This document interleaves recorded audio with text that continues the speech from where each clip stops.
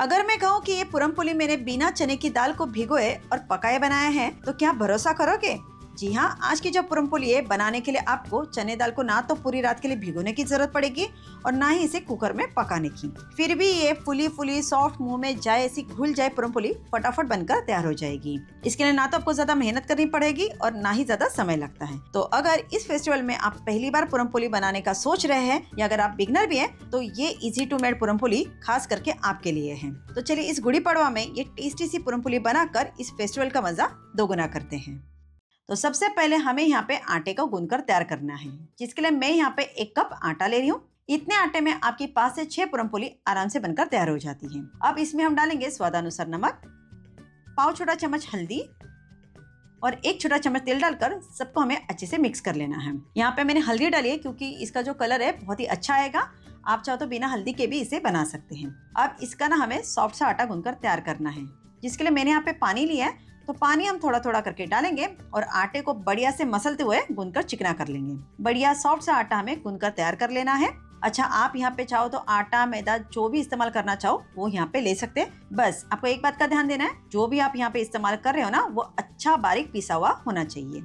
वो इसलिए कि अगर आटा मोटा पिसा हुआ होगा तो आप पूरन पोली को पतला नहीं बेल पाओगे। जितना आटा आपका अच्छा गूंदा हुआ होगा आपकी पूरन पोली उतनी ही बढ़िया सॉफ्ट बनेगी और फूलेगी भी, और बेलते समय ना तो फटेगी और ना ही चिपकेगी। तो ये देखिएगा बढ़िया सा सॉफ्ट सा आटा यहाँ पे मैंने गूंथकर तैयार कर लिया है। अब चलिए इसे ढककर एक आधे घंटे के लिए हम छोड़ देते हैं ताकि जो हमारा आटा है बढ़िया से रेस्ट कर जाए। अब चलिए पूरन पोली के लिए हम फटाफट पूरन बना लेते हैं।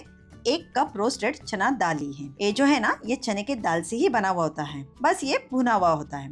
इसे भुना चना, फुटाना, दनिया, दालिया बहुत तरह नाम से जाना जाता है। आप यहाँ पे इसे किस नाम से पुकारते हैं ये मुझे कमेंट में जरूर बताइएगा।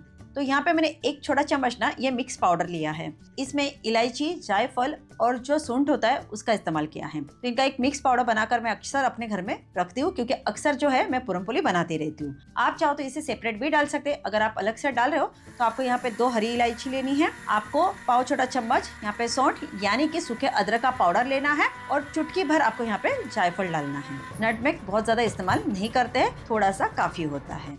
तो ये देखिए एकदम बारीक सा यहाँ पे हमें पीसकर तैयार कर लेना है। इस तरह का बिल्कुल आटा ये लग रहा है ना, ऐसा ही बनाना है। लग रहा है ना बिल्कुल बेसन के जैसा। तो चलिए अब चलते हैं गैस की तरफ। के अंदर की टेस्टी टेस्टी मीठी स्टफिंग बनाकर तैयार कर लेते हैं। गैस पर कढ़ाई चढ़ा देंगे और इसमें हम डालेंगे 2 छोटे चम्मच घी। ये मेरा घर का बना हुआ घी है, जिसकी रेसिपी मैंने आप लोगों के साथ कई बार शेयर की हुई है। अब इसमें डालेंगे आधा कप गुड़। तो गुड़ को मैंने रफली कट करके लिया है। आधा कप गुड़ लिया है तो इसके लिए मैं पाव कप पानी का इस्तेमाल कर रही हूँ। अब हम इसे चलाते हुए गुड़ को हमें अच्छे से पिघला कर लेना है। गुड़ पूरी तरह से पिघल जाए इतना हमें इसे पका लेना है। मीठा आप यहाँ पे अपने हिसाब से बढ़ा घटा सकते हैं, जितना आपको मीठा पसंद है। तो ये देखिए गुड़ यहाँ पे जो है बढ़िया से पकना शुरू हो गया है और अच्छे से पूरी तरह से मेल्ट भी हो गया है। इसमें उबाल भी आने लगा है। तो अब हम इसमें ना चुटकी भर नमक डालेंगे।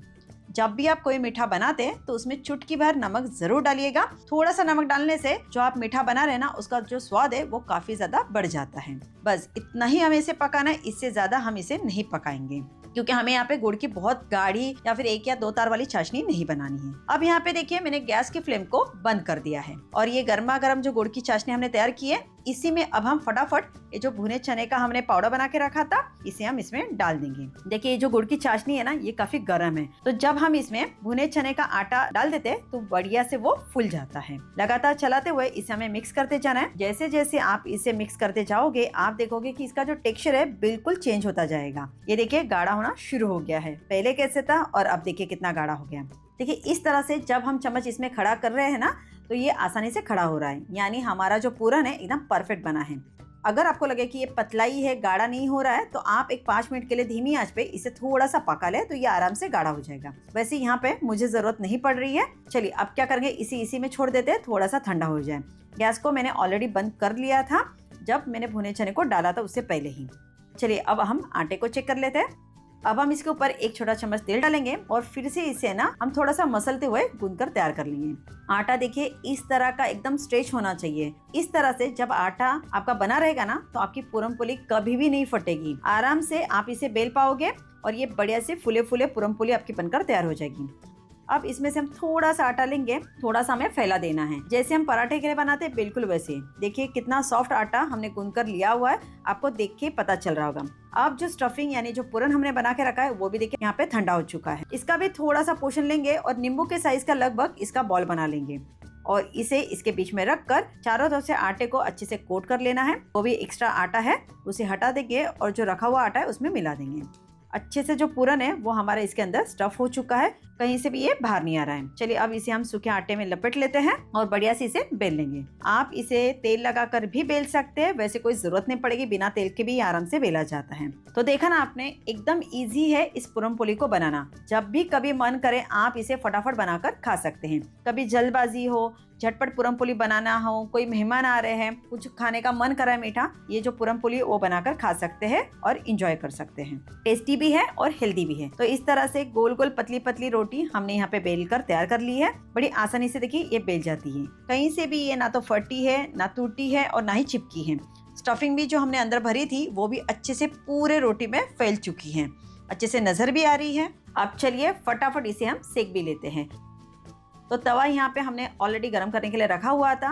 हल्का तवा जो है हमारा गर्म हो चुका है। इसके ऊपर आप तेल घी जो पसंद है वो हल्का सा लगा दीजिएगा। उसके बाद हम पूरन पोली को इसके ऊपर इस तरह से डाल देंगे। मीडियम टू हाई फ्लेम पे हमें इसे बढ़िया से दोनों तरफ से सेक कर तैयार कर लेना है। जैसे जैसे आपको इसके ऊपर हल्के हल्के बबल्स दिखना शुरू हो जाए, हम क्या करेंगे, ऊपर से तेल घी लगा लेंगे और इसे पलट देंगे। वैसे तो देखिए कैसे हमारी पूरन पोली जो है फूलने लगी है और कलर भी आप देख सकते हैं कितना बढ़िया लग रहा है ना। दोनों तरफ से अच्छे से सेक लेना है। घी में पूरन पोली खाना बहुत ही अच्छा लगता है, बट अगर आप यहाँ पे तेल लगाते हैं तो पूरन पोली लंबे समय तक सॉफ्ट बनी रहती है। तो आपको जो पसंद है वो आप यहाँ पे अप्लाई कर सकते हैं। जब आप मेरी तरह से पूरन पोली बनाओगे तो आपकी भी पूरन पोली बिल्कुल ऐसी ही फूलेगी और नरम बनी रहेगी। तो लीजिए इसी तरह से हम बाकी की पूरन पोली भी बनाकर तैयार कर लेते हैं। और देखा ना आपने कि कहीं से भी ये फटी नहीं है और ना ही जो स्टफिंग है वो हमारी बाहर निकली है। खाने में एकदम जबरदस्त लगती है। जो नॉर्मल पूरन पोली बनती है चने की दाल से, बिल्कुल वैसा ही इसमें टेस्ट है। इस गुड़ी पड़वा आप इस पूरन पोली को बनाकर अपनी थाली की रंगत जरूर बढ़ाइएगा। तो यहाँ पे सारी पूरन पोली बनाकर मैंने तैयार कर ली है। अच्छे से घी में लपटा हुआ, खाने में एकदम जबरदस्त लगता है। इतनी नरम सॉफ्ट पूरन पोली बनी है कि इसे मैंने यहाँ पे देखिए फोल्ड करके भी रखा हुआ है। इसी से आपको पता चल रहा होगा। रेसिपी अच्छी लगी है तो लाइक करें, रेसिपी को ज्यादा से ज्यादा अपने फ्रेंड्स, परिवार और सोशल साइट पे शेयर जरूर कीजिएगा। रेसिपी कैसे लगी ये भी आप मुझे कमेंट में जरूर बताइएगा। चैनल पे पहली बार आए हैं या फिर मुझे पहली बार देख रहे हैं तो मुझे सब्सक्राइब जरूर कीजिएगा और हमारी छोटी सी फैमिली का हिस्सा बनकर हमसे जरूर जुड़िएगा। आप सभी को मेरी तरफ से और रे किचन की तरफ से गुड़ी पड़वा और नव वर्ष की हार्दिक शुभकामनाएं। तो ये आसानी से बनने वाली और टेस्टी सी पूरन पोली को आप जरूर बनाइएगा, खाइएगा, खिलाइएगा और बताइएगा कैसी बनी थी।